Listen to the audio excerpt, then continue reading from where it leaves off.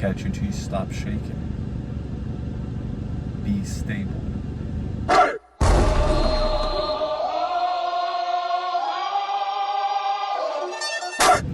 yeah, thank you. What's good, ladies and gentlemen? It's week 3 already, man. We got to get these picks in. You know, I was close to a few games on week 2. The Pats and Steelers turned out final score 17-14. I called it 20-17, so I was a little bit off, but hey, 3-point margin. I'm gonna get y'all a video. Where I break down these games where I get right, and I have a chart for y'all as the weeks progress, how close I am to some of these games. But so far, obviously 0 for, you know, there's how many matchups? 32, 16 games. So far, I'm 0 for 32, but we got some scores right though. Well, let's move on to week 3. We gotta move ahead. You know what I'm saying? Don't look back, man. Move ahead. Move ahead. We got. We already had a Thursday Night Football the other day. The Browns, I'll recap it real quick. The Browns beat the Steelers. The Steelers are now 1-2. I think they could be 0-3, but the Browns are no slouches, man. They got a good running game, and they were tilting that rock on Thursday. So, yeah, and Amari Cooper was looking good too. You know, could have been, yeah. All right, so let's go ahead and get it rolling, man. All right, week 3. So we gonna start off with the Bills at Dolphins. Big matchup right here, people. Big matchup. So the Dolphins pulled a freaking nail. They pulled a miracle and beat the Ravens when they were down 21 in the fourth quarter. Jalen Waddle and Tyreek Hill combined for like over 350 receiving yards. It was ridiculous. But the Bills are different. It's a little different. Now, Tyreek has torched the Bills a lot in his career, but this time around, I don't know. You know, Tua was looking good. Waddle was looking great. But the Ravens could not really generate a pass rush. So I think the Bills are going to be able to generate a pass rush on Tua. And I do think they're going to generate a pass rush, but the Dolphins are going to be able to handle it okay. So I can see the Dolphins putting up about 30 points minimum. I can see them, or minimum 30, yeah. But the Bills are just the hottest team in the league right now. Josh Allen, Stephon Diggs. Gabe Davis was inactive for week 2. He's going to be back. So, I mean, Xavier Howard gave up 90 yards to Rashad Bateman, and they have 2 receivers, and that's probably their best secondary player.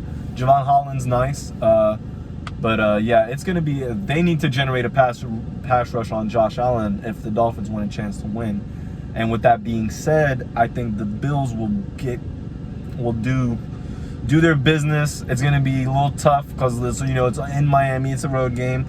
I'm going to say the Bills will win this 34-20.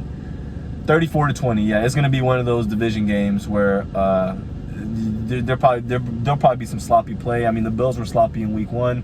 They didn't make no turnovers against the Titans, but I can see them having like 2 turnovers against the Dolphins. I can see the Dolphins turning it over twice, maybe 3 times against them. So 34-20. And then we got the Bengals at the Jets. So the Bengals are 0-2 now.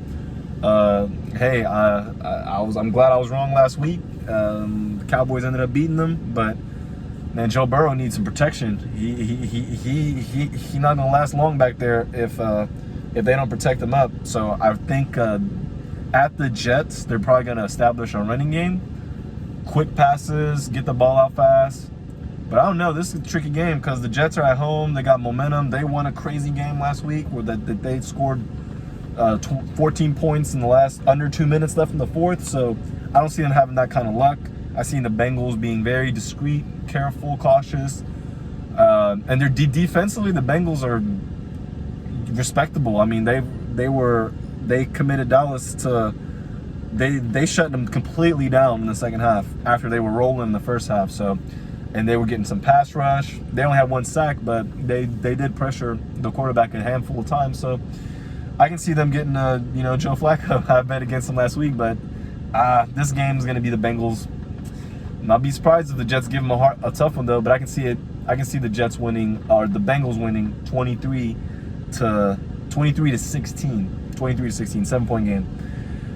Raiders at the Titans. Ooh, man, these are 2 0-2 teams. So one team is leaving Tennessee 0-3, or staying in Tennessee 0-3. Personally, the Raiders are Kyler Murray had like a broken down playbook and just won anyway. They were down a heck of a lot of points in the fourth. Another weird wacky comeback. I did pick the Cardinals to beat the Raiders, just not in that fashion. My points were off, but I do think the Raiders should handle Tennessee, because Tennessee, I mean, when they drafted AJ Brown away and during the draft, I said, I don't know what they're doing.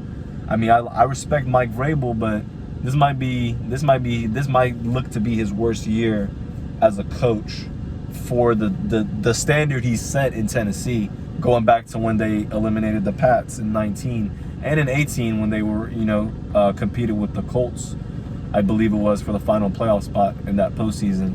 But it's not looking good for the Titans. They are at home, but Tannehill didn't look good. Henry's gonna get the ball. He's gonna probably run for over 125 yards against the Raiders, but I still don't think he's gonna be enough to beat him. Derek Carr should know he's gonna be ready to play a mistake-free game, because he has to, and Devontae Adams needs to get more involved. So, plus the Raiders' pass rush is not bad, but this is a very ugly game. In all honesty, I'm gonna see it. I see the Raiders winning this 21-20. All right, and the Saints at the Panthers. Panthers, I predicted them to lose in week 1. I predicted them to win against the Giants in week 2.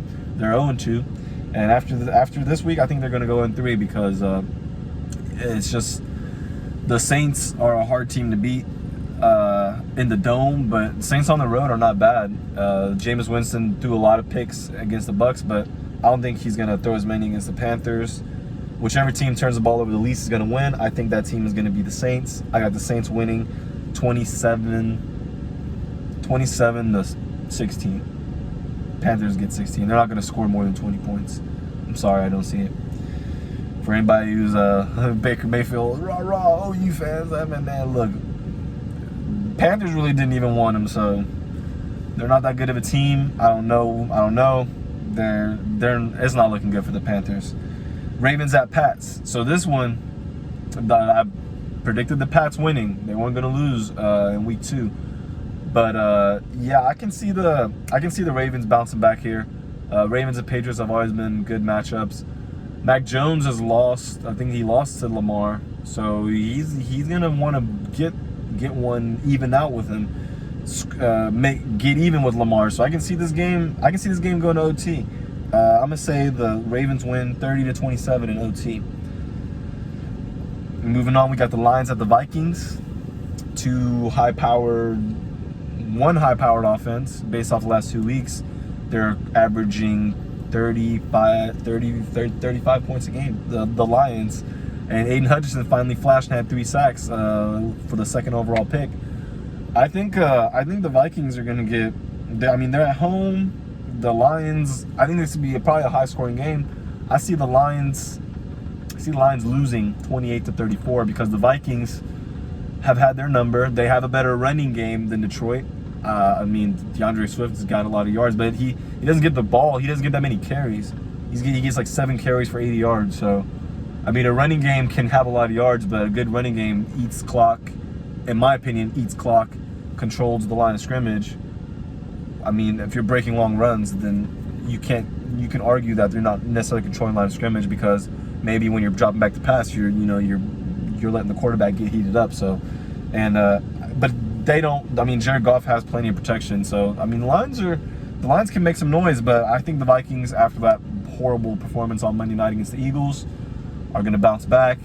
Justin Jefferson, I don't see nobody in the Lions secondary. There's a reason they've scored 35 points a game, because their defense, gives up a lot of points. And against Minnesota, I think also the team with the least mistakes will come out victorious. And Minnesota is definitely going to have to bounce back from that stinker. And Detroit is very high off of their win. They're going to be on the road. I can see them committing more penalties. I think the Vikings, I said 34-28. I'm actually going to change that. I'm going to say the Vikings win this 37-30. All right, we got the Eagles at the Commanders. Trap game for the Eagles. Carson Wentz is playing his old team or old team, and then there's just not a lot of a lot of people are favoring the Eagles to do make a lot of noise.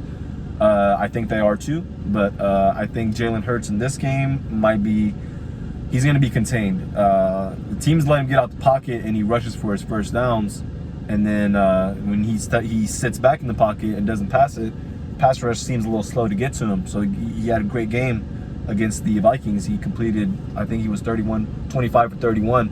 So if he can do that against the Commanders, by all means. But I think their defense is going to come out and have him scheme pretty well. I see it being low scoring. I see Carson Wentz turning the ball over at least once, keeping the Eagles close. But yeah. I mean, I think the Commanders. This is a trap game. I think the Commanders will win by a field goal. I'm gonna say 23-20. But yeah, it's a division game. They're always tricky. We have the Chiefs at the Colts. The Colts are 0-2. Chiefs are 2-0. I see one team through 3-0 at the end of this, and the other team 0-3. I mean, I'm not gonna bet against Patrick Mahomes. He is the best young quarterback. He is currently the face of the NFL, in my opinion. I mean, hey, Buddy knows how to sling that ball and come back and make up for the mistakes if he makes them. So I respect that kind of football, and I see them handling the Colts fairly easy. I see it being 30, let's say 31-17. Jonathan Taylor will have 100 yards because they have not been getting him the ball enough. He'll have over 100, but the Colts will lose 17-31 at home against the Chiefs. Texans at the Bears. Texans are 0-1-1, and the Bears are 1-1.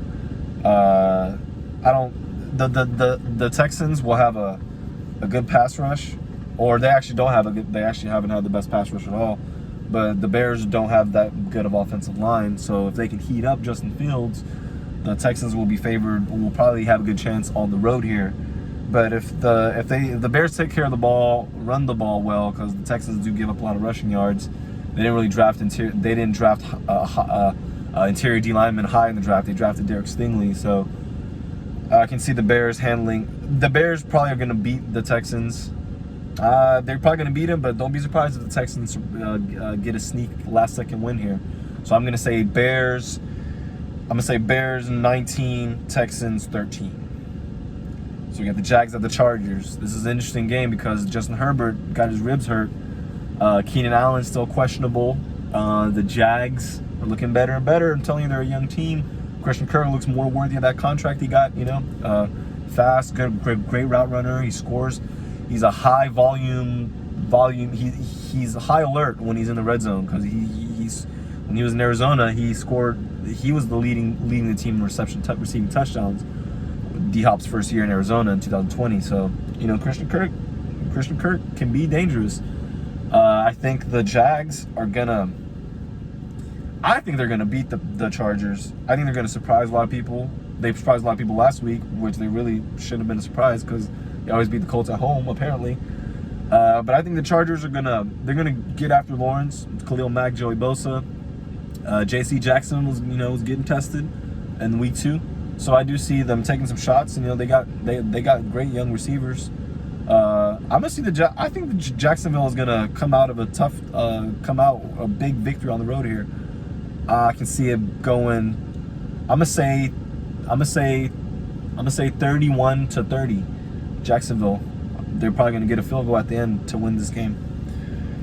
Moving on to the Rams and the Cardinals, another division game. Rams and the Cardinals. Cardinals just won a game they probably shouldn't have won. The Rams took care of business fairly easy. Cooper Kupp still dominating. Jalen Ramsey had a game-sealing interception. The Stafford still throwing picks though. And then the Cardinals, they were getting some turnovers in that game, getting after Derek Carr in the second half. So don't be surprised if the Cardinals come out here and they got stopped by the Rams last time they played them last year. So I think they're gonna come out here and have something to prove. The Cardinals are at home, but I do think the Rams are gonna come away with this victory. I can see this going the Rams' way, 33-27. to 27. 33 to 27, the Rams. And then we moving on. We got the Packers at the Bucks. And the Bucks are without, as we know, a lot of weapons. Evans got suspended. Cameron Braid is the lone tight end. You got Brashad Perriman, Scotty Miller. They just signed Cole Beasley. Godwin's still nursing an injury. Julio Jones questionable. I'd love him to be active for this game because last time he played Green Bay, I think he did some damage. And I don't think they travel Jair Alexander to the best receiver, but it shouldn't matter because they don't. I mean, they're gonna have to beat him with scheme anyway, the Bucks. But I don't know. I think and this game is in Tampa. It's not in Lambeau. I think I would have been more favoring Green Bay if it was in Lambeau. But yeah, they're playing in Tampa Bay. I think Tampa's gonna remain 3-0 because I think that their defense is legit. They're not gonna give up more than 20, less than 20. So I think the final score here will be. I can see it going. I'm gonna say 16-17. The Bucks will come on victorious. Falcons at the Seahawks. Battle of the Birds. I think the Seahawks are gonna. The Falcons are hungry for a win, and they've shown a lot of promise in their first 2 games.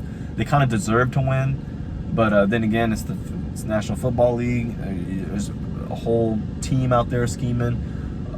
It's a lot that goes into it. So, and the Seahawks didn't play good against the Niners, but all the storylines were on, of course, Trey Lance's injury, which we'll get to the Niners here in a second. Trey Lance getting hurt, Jimmy Garoppolo taking over. The Niners defense, making that statement like everyone knew, like their roster is loaded. So I think the Falcons and the Seahawks is a tricky game. I want to pick the Seahawks at home, but I think I kind of want to pick the Falcons, but I'm going to pick the Seahawks at home just because I think Pete Carroll is not. He won the first game, lost the second, and then against the 0-2 team at home, he shouldn't lose. So he's gonna pull something out of his pocket here. I think definitely maybe even some special teams trick plays. I think the Seahawks will win 28-27. It'll be close. Atlanta 0-3, but their record doesn't show it because they're definitely better than 0-3. Drake London, look out for him. I think he's gonna make some noise against Seattle. All right, Niners at Broncos. So we got the Russell Wilson at home on primetime TV now against the Niners. Honestly, I think the Niners are going to beat the Broncos because their defense is legit. I believe the Broncos' defense is good too, but their offense so far has been struggling. So I don't see how they just turn it around against a great defense like the San Francisco. I see this going, being very low scoring. I mean, most of the Broncos games so far have been so. I'm going to say 19-24. 19-24. The Broncos. The Broncos are going to be losing. The Niners will win 24-19. Jimmy G will be starting as long as he takes he'll probably take care of the ball. Russell, whichever quarterback I say it all the time with the turnovers, with the turnover deal, but I would say the team that converts the most third downs will win this game. So we'll look into that at the end of the results to see if that stat was came in factual or not. And for our final game, Monday Night Football, the Cowboys against the Giants. Micah Parsons, it's going off. Going done. That's all I'm going to say. Cowboys winning. I'm not giving you a score on this because I'm a Cowboys fan. And Cowboys fans aren't going to be happy when I bet against them, which I did last week, and they won. But, yeah. Parsons against the Giants. Popcorn. TOTV. Yeah. All right, my guys, fellas, thank you for tuning in. Get in front of that couch, man. Get comfortable. Watch those games. Don't be watch those sleeper games too. Don't be surprised. Like I said, the Lions beat the Lions and the Vikings. Lions probably gonna beat them. I don't think the Dolphins are gonna beat the Bills. The biggest sleeper, the number one. I picked the Vikings over the Lions, so I don't know what I'm talking about. The Jags over the Chargers, though. That's the one. That's the one. If you wanted to do a gutsy little bet, I think that's the one. Jacksonville's coming up. Florida, they look good now. They look good. All right, guys, take it easy. Hope you liked the video. Give it a like. Subscribe, man. Do that. Do all that good stuff because it doesn't end here. It doesn't end here. It's only week 3, and I think there's 17. So that means it doesn't end until another 14 editions, and then there's postseason. So yeah, man. Better stay on that. Tony Reality, your lad.